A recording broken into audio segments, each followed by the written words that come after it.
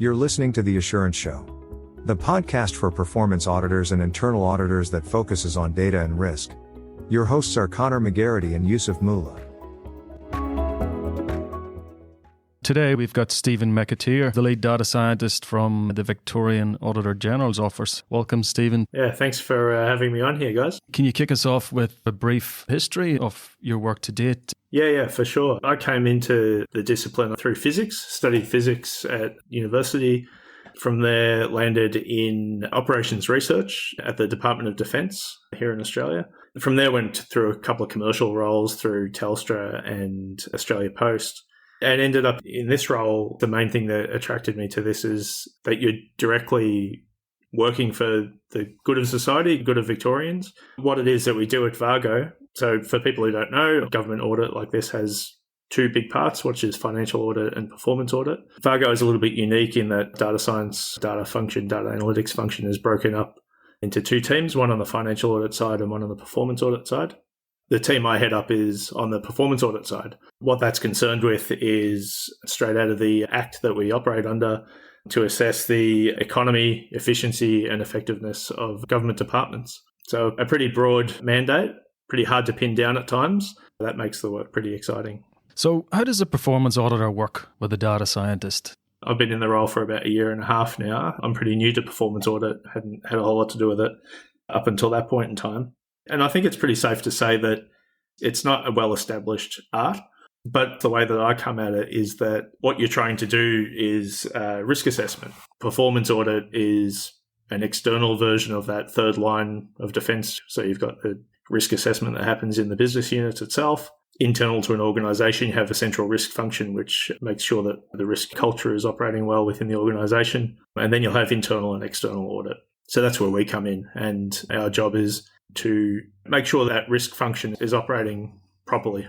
So we use that in our day-to-day approach. So our planning phase of an audit is actually called the risk assessment phase. That's what we call it internally. The conduct phase, which we call internally the risk response phase. And then reporting is reporting. That's what guides us. We're in that early stage.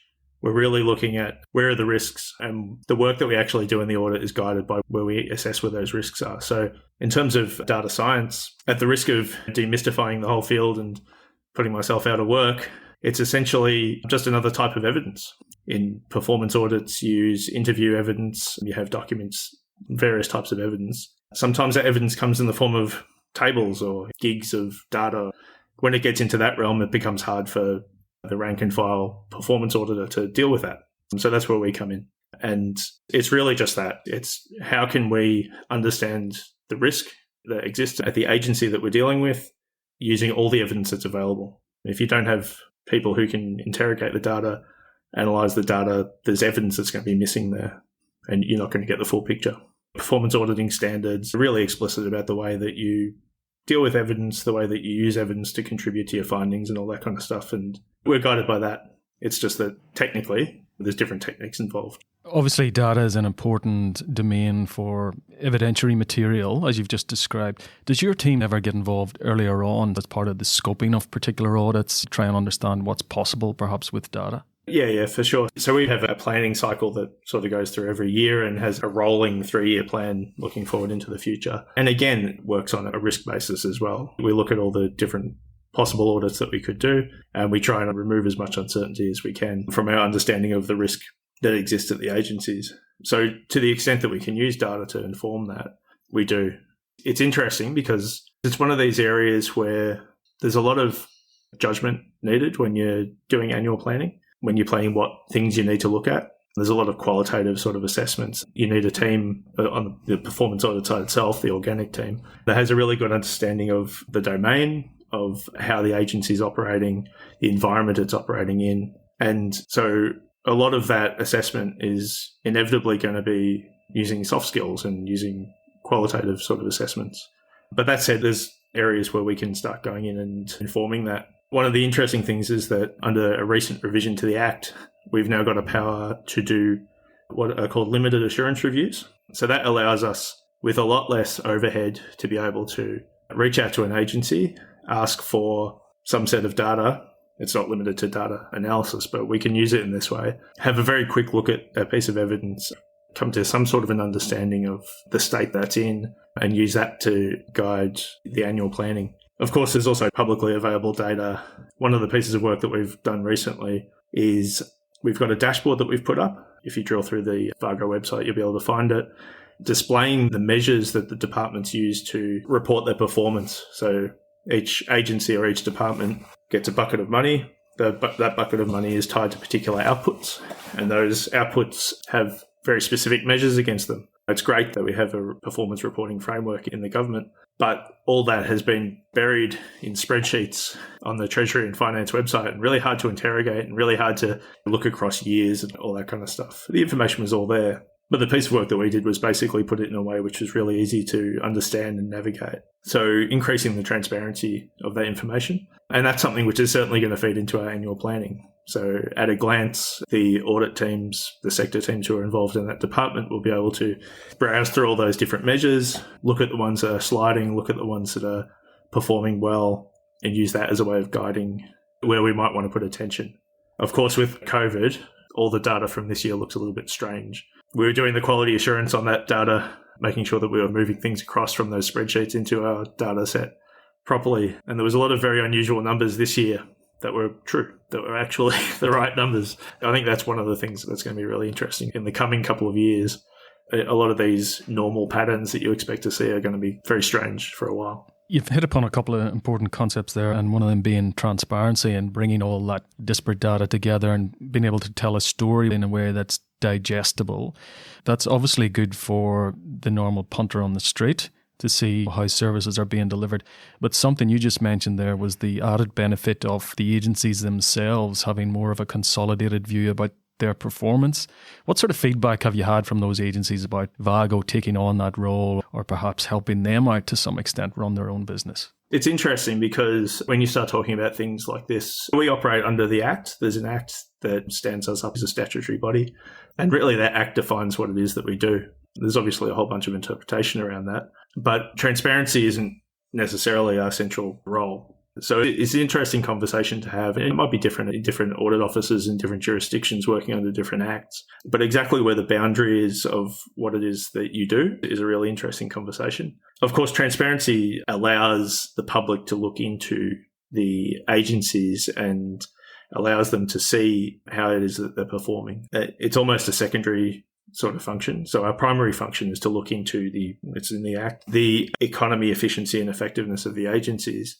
And of course, when we report on that, we're putting it into the public view. So transparency it's in there. It's in what we do. But I think one of the things that's interesting, particularly about that performance measures dashboard that we did, one of the primary audiences of that, of course, like you mentioned, is the public. The departments themselves showed quite a bit of interest in taking carriage of that. So once we've shown the way that it can be done, it's really in Victorian Treasury and Finance's area to provide that kind of transparency into those measures. They're the ones who publish the spreadsheet versions of this data. So in some ways, we're showing how, and the nice thing would be for those agencies to take carriage of that. There's an example of that. There's an ICT dashboard, and it provides basically an overview of the ICT projects that are operating in Victoria, whether they're red, amber, green, and all that kind of stuff, which was originally based off of VAGO report and dashboard that we produced, and then they took carriage of it. Our Auditor General, Andrew Greaves, is very keen on us providing value back to the agencies in that way,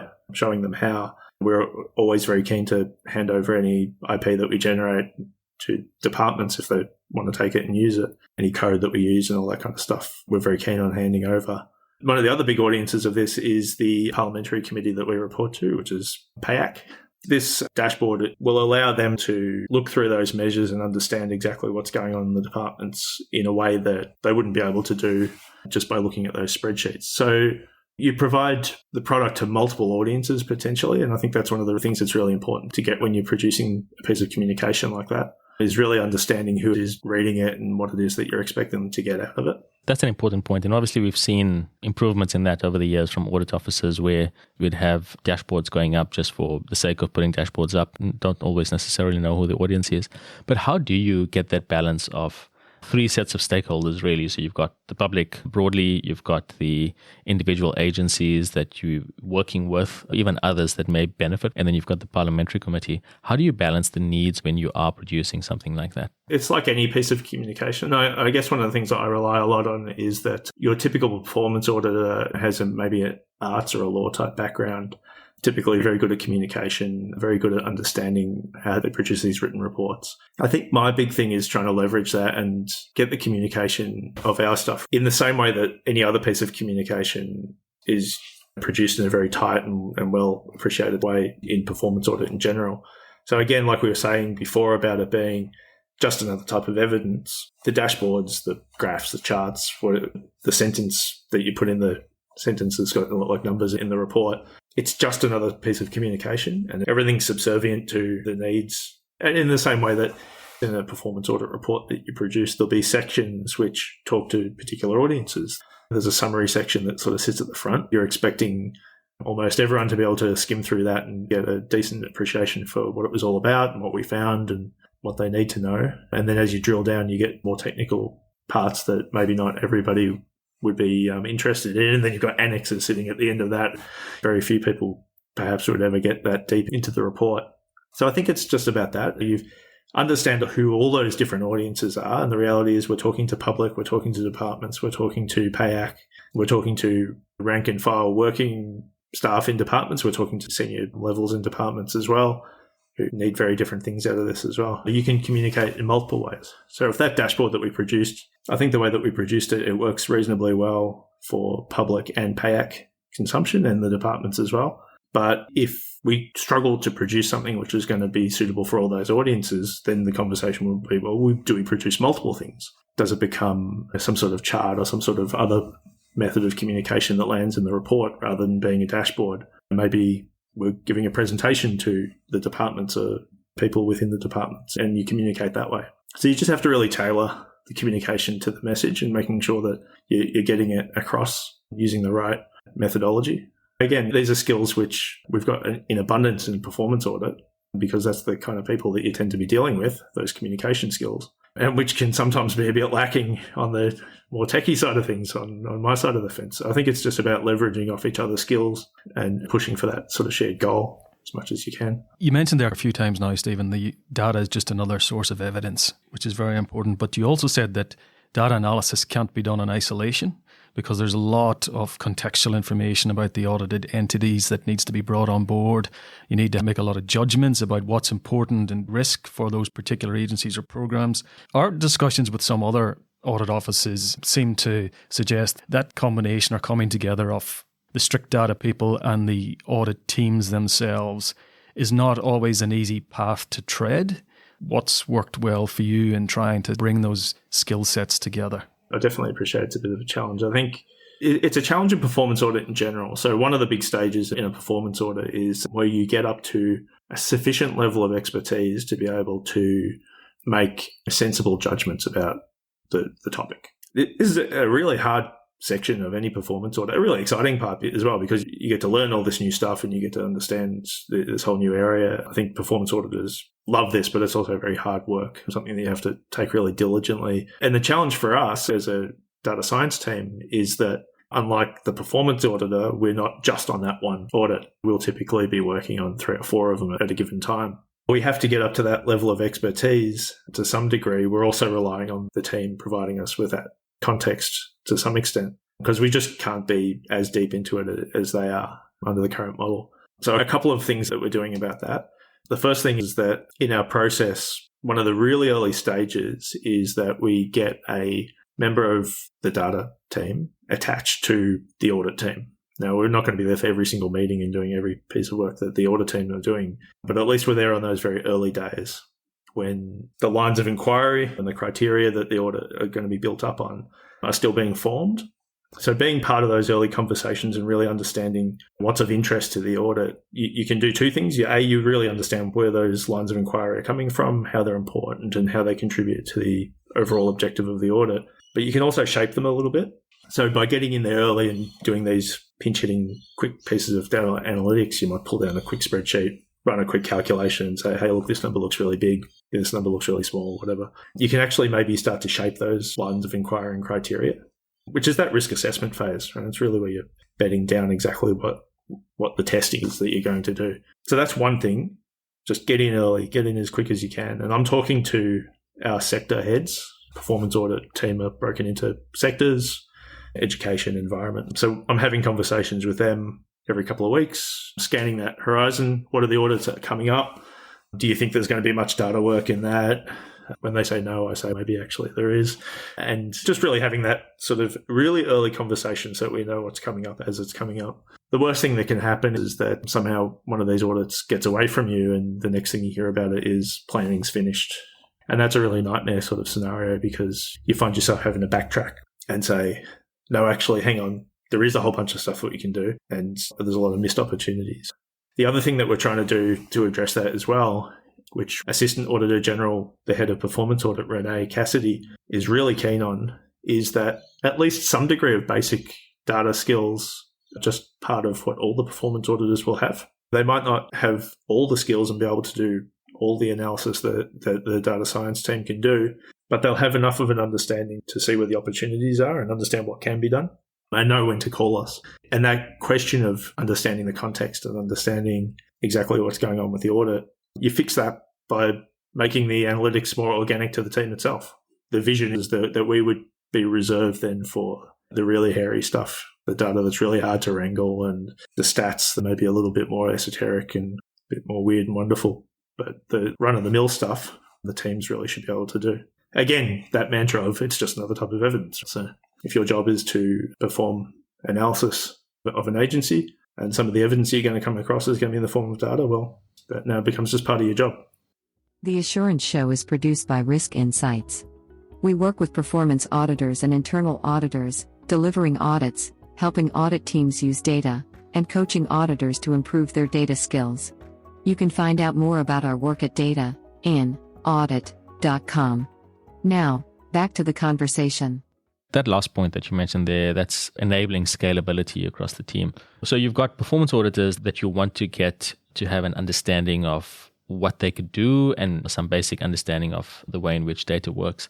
But in terms of your team, how do you enable scalability? So the nature of your work is quite unique, right? So you've got particular projects, if you like, that are all going to be different throughout the year, and where what you're involved in and what you do and where you source your data from and what the eventual outcome will be is all going to be so different from case to case. How do you enable scalability of your team given that? It's tricky. And so I think one of the things is, aside from anything else, as you look forward through the audit plan, there'll be times where you might get a couple of very data-heavy audits sitting right next to each other, and then other times where the ones that you're working on at the moment just happen to not be data-heavy. So part of that becomes more planning. So getting into that really early stage of the annual planning and say, hey, look, you've scheduled these 5 really heavy ones right next to each other.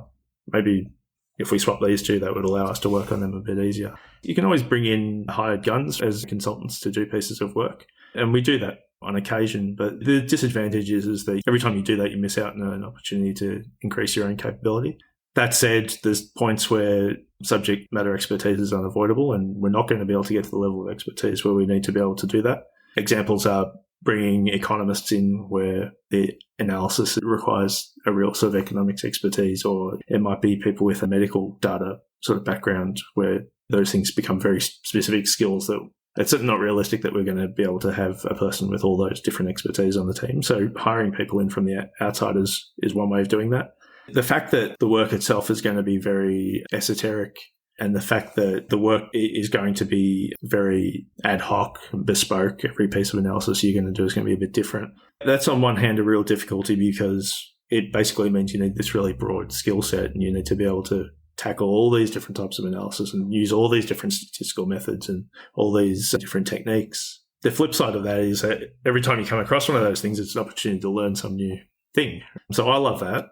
And I think a big part of that, and one of the things that we're trying to hire for when we get people into the team, is just that real curiosity and that willingness and eagerness to learn new things and to always be trying to figure out these sort of puzzles. And I'm regularly running into issues where the statistical test that I know aren't applicable to this scenario, so I have to go and figure out some new test or some new method to apply to some technique. Like your first audit where you had to go and do some DEA, right? Yeah, that's right. That was an interesting one.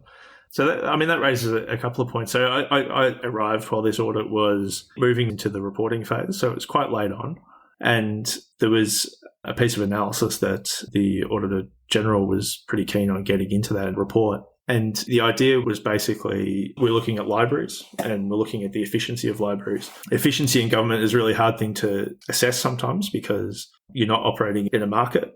So often efficiency comes from you'll have different factories producing similar widgets or different companies producing similar widgets, and you're all operating in this economy where you get efficiencies just by they're not able to get a profitable product into the market at that price, so they're going to fall away, and the ones who are left are going to be more efficient. In government, you don't necessarily have that. You've often got one service provider, and what they're providing isn't something that you sell. You're just producing something. So you might be producing audit reports, or you might be servicing patients in a hospital or something like that. Not always something which is necessarily easy to assess using normal methods.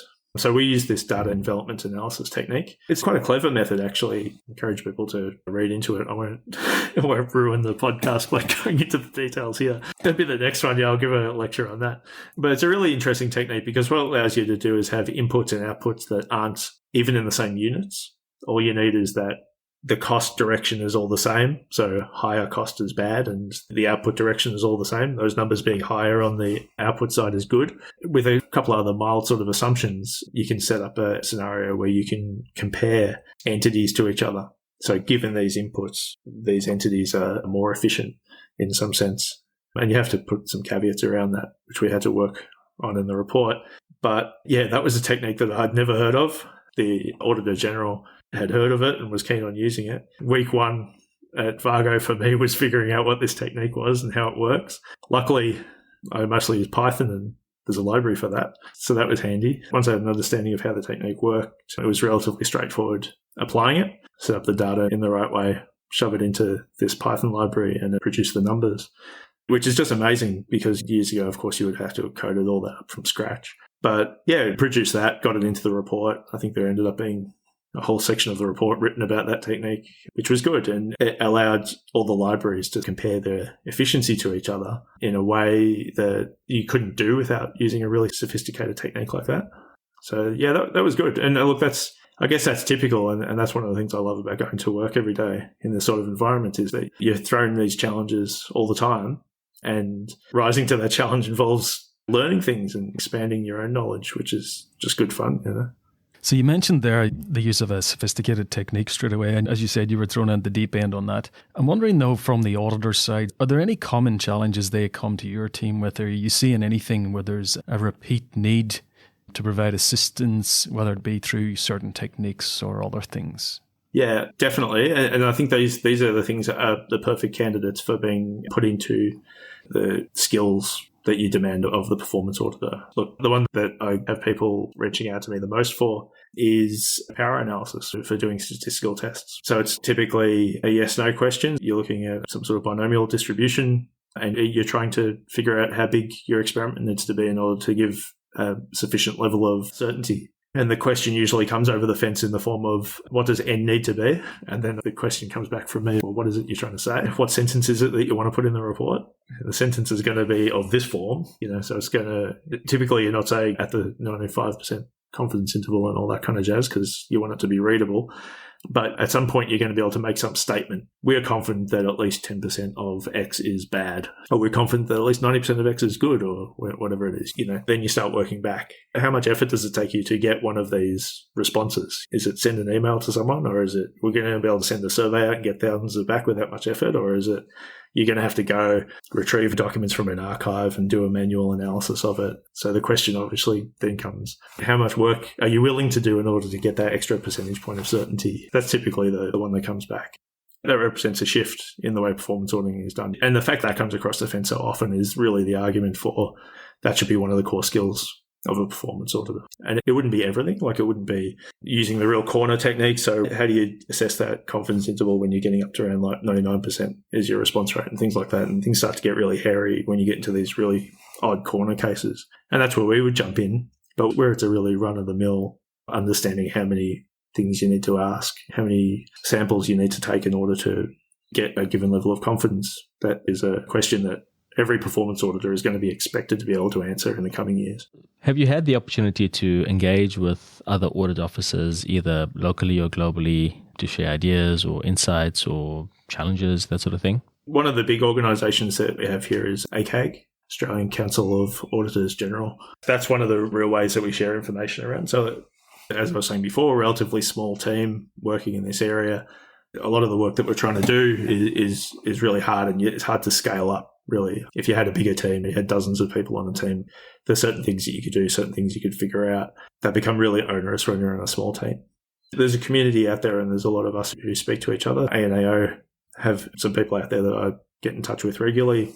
We were planning on presenting together at Impact before COVID came in at a conference there that VAGO was running. That's one of the key things, is just that real collaboration. It seems like trivial things, but one of the things is like a role description. We hired a grad that involved writing a role description. Doesn't seem like that much of a task, but you multiply that by every audit office in the country, and all of a sudden there's quite a bit of effort being burnt on that. But we can share those around. Hey, we hired a grad. This is the description we used.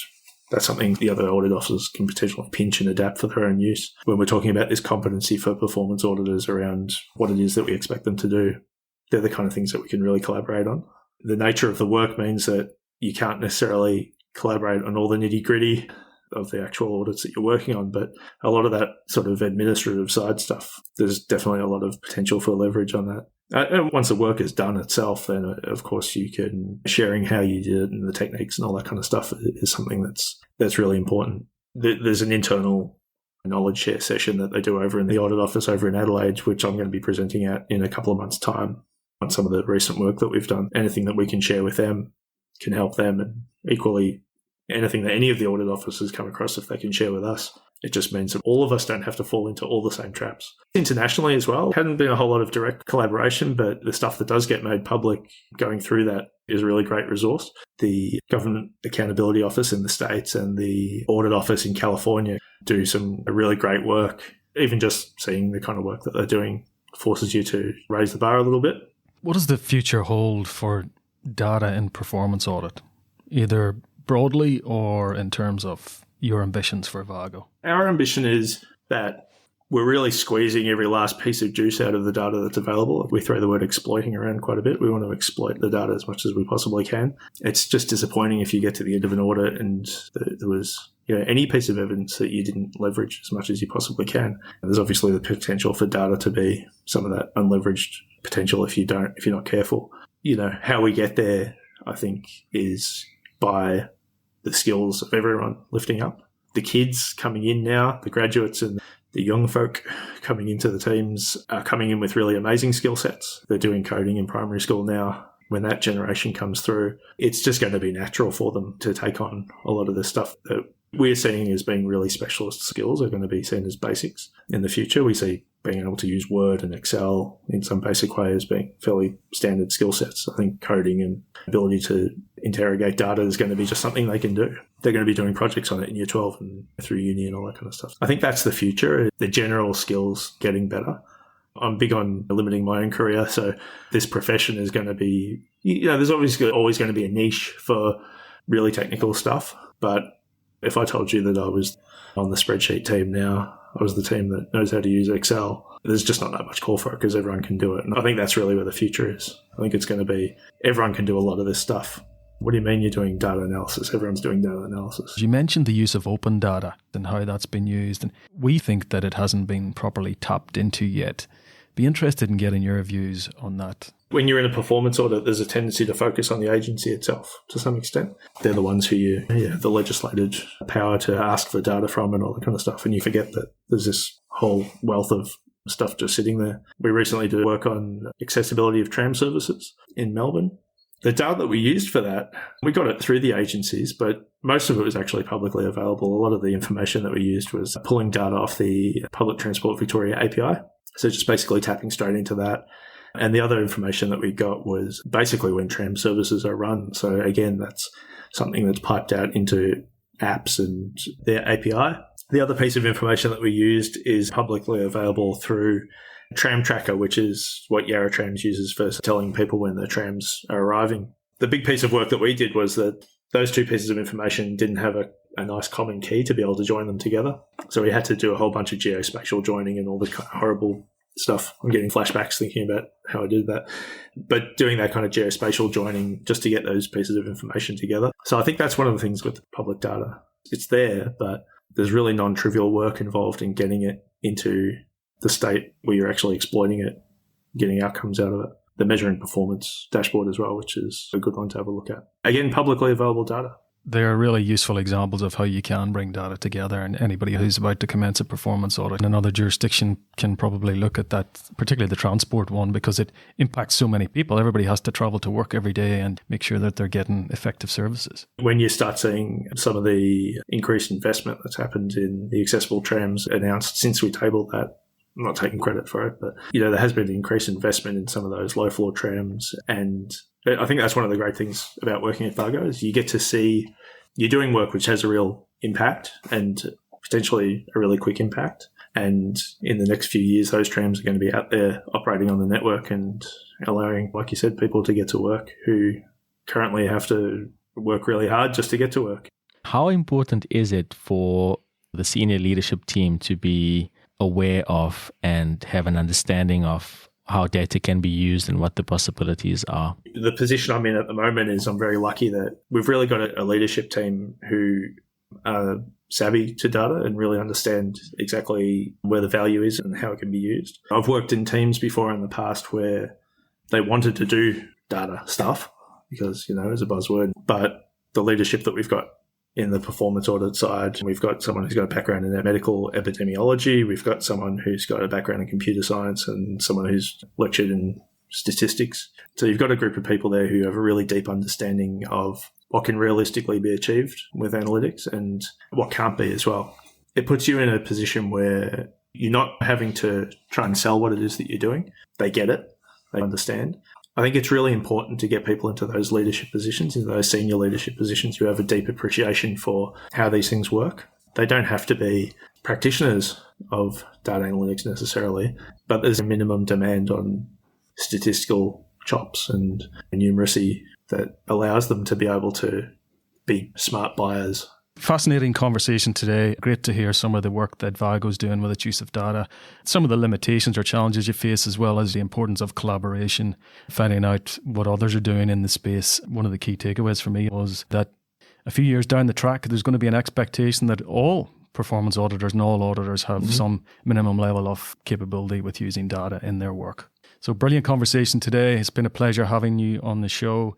Thanks again. Yeah, good fun. Stephen. Thanks, Stephen. Cheers. Thanks very much. If you enjoyed this podcast, please share with a friend and rate us in your podcast app. For immediate notification of new episodes, you can subscribe at assuranceshow.com. The link is in the show notes.